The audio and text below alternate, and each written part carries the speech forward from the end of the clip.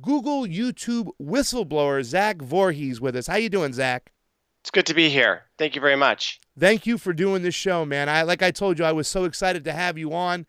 This is something that's really, really important, and the mainstream media is just not covering this at all by design.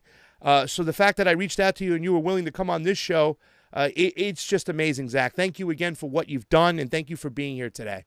Thank you very much. It's a pleasure to be here. When I see Zach Voorhees giving up, I believe you said almost $260,000, you're giving up your livelihood to do this. So what you did, you must have really felt strong about now, no? I mean, yeah, I felt so incredibly guilty. Like once I found out what Google was doing and how they were going to subvert the United States with their censorship, and they were lying about it. Like if Google's like, yeah, we're going to start censoring the internet, like, and we're honest about that, that would be one thing. But they weren't being honest. They were lying under oath to Congress people, and they were lying to their shareholders, and they were lying to the American people.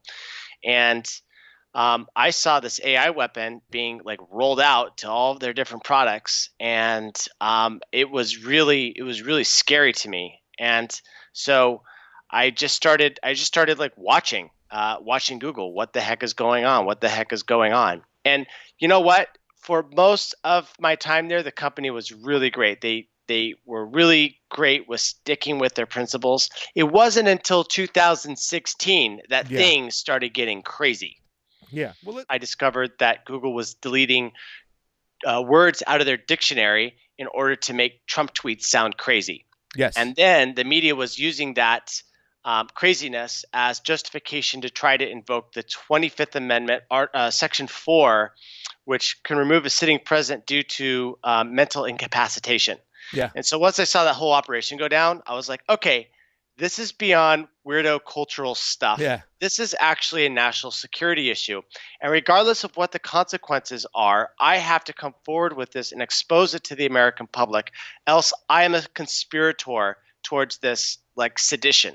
Yeah. So it was literally an act of sedition that made me decide that I need to do this no matter what the cost. Were you the only one who understood that or knew that when it come to the kavefke? Is that you talk about the kavefke, right? Which means what does it mean? It means to carry on or something, or it's an Arabic word meaning we will stand up. Okay. And Trump tweeted it right when he came back from Saudi Arabia, so it makes sense like what that means. Yeah. And Google wiped it off because they wanted to say that the tweet was nonsense. Was this on the public internal network? That did other people? Yeah. Okay. Yeah. So it was actually one of the AI executives at Google had written up this document to get rid of the term. And the plausible deniability that they had within the document is that they didn't actually say, let's like delete the word, but they says, hey, let's replace it with the shrug icon. But they never replaced it with the shrug icon. They just deleted the word. So, yeah. So they were trying their soft coup, at least like, to make them look mentally unstable. They were also trying the Russiagate narrative and whatnot. So that's crazy. Are you scared, Zach, of the consequences that could come of you releasing these documents? I mean, I know you did the right thing, and I applaud you for doing it. I believe these, because I've looked through these documents, and, over the last couple of weeks, little by little, it's a lot of stuff, but I have looked through them, and I believe they're authentic. But are you scared of the consequences? I was almost afraid to ask you that today. Yeah, I mean, whistleblowers tend not to live very long lives. I realized before I disclosed this that was going to be a risk factor for me, and that risk is still very high for me, which is the reason why I'm coming out to all of these radio stations and all of these video bloggers, is because I need to get my profile up so that they can't assassinate me. As far as how I feel about that, I came to terms with the possibility of dying for what I believe in 2018. I was at a festival and I just couldn't have fun, like no matter what. Everyone else was having a great time, but I just could not snap out of it. And something happened during the eclipse, the full eclipse, when I was standing in the shadow of the moon.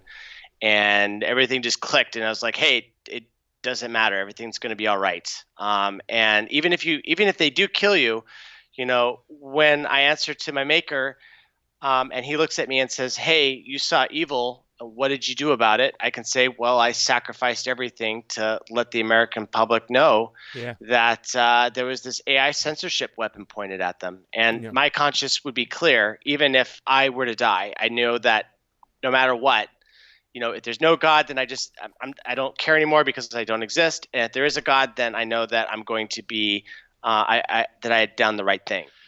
There is the search suggestion result. And this is really nefarious. So what happens is that if you go to Google search and you type in a search query, it's going to give you predictions that are based upon what Google says is what other people are searching for. So, go to Google search right now and you can type in men can, right? And it'll autocomplete and it'll say like men can have babies now, men can have periods, right? And if women type it in, it'll be like women can do it, women can vote, women can be drafted. And, Google says that they populate this based on the whole aggregate amount of searches that are going through its search engine. But I've been able to prove that this is not true because I can get access to all of that search information through trends.google.com and cross-reference that. Okay. Now, it's not just men having babies that's the problem. It's that you look at all the political stuff, like any political thing that's going on right now, they're poisoning the search results for all of these things. Mm-hmm. So the search predictions are wrong, but then what also happens is that the search results are getting hijacked by the mainstream media manipulation. Wow. So they're doing negative SEO attacks.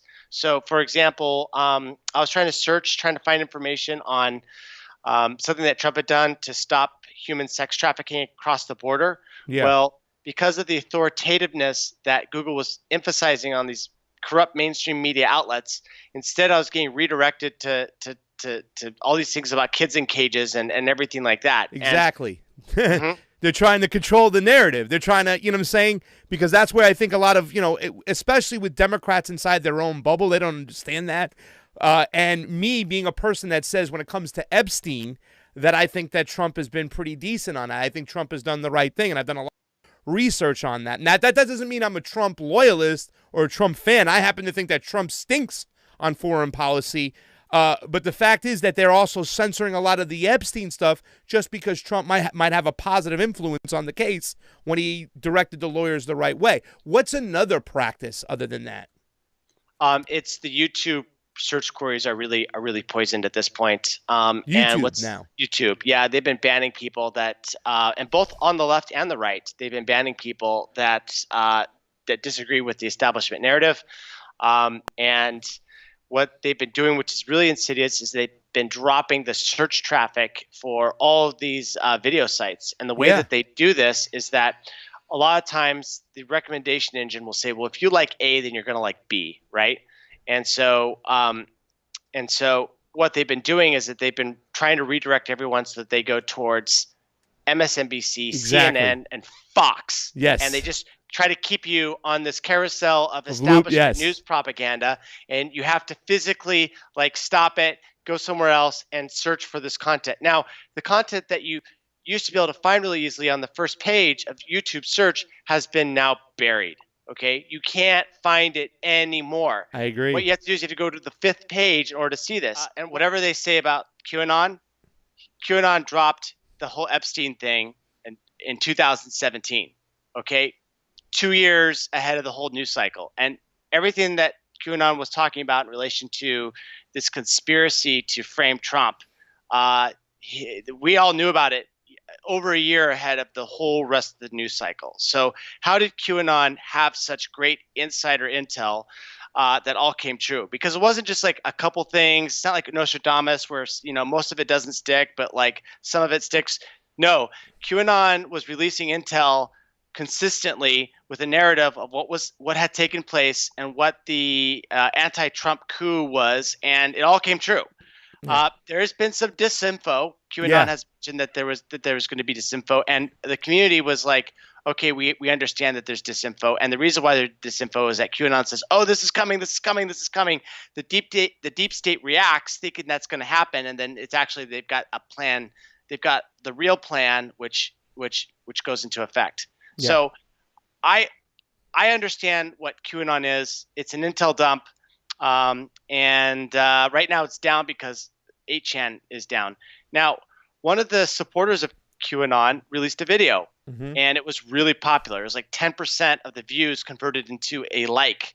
Well, Google went and wiped out 90% of the likes. How do you have proof of that?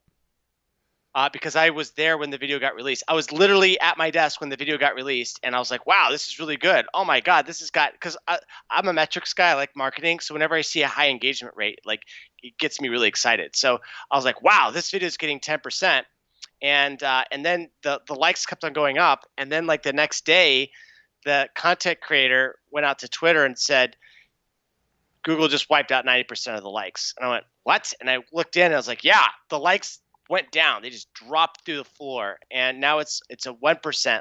So 1%. How is that legal? How is that legal? I mean, that's screwing with somebody's livelihood, a business's livelihood, by, you know, defaming their product unjustly. I mean, how is that legal? Because they're a private company? They're a private company, and they claim that they can do what they want, and they claim that they can lie to the American public. And so they're not beholden to anything because they don't have any contract that states that they can't do it. And there's no law that says that they can't do it. So they just do it. But they lie about it because they don't want us to know that it's doing it because it's a PR disaster.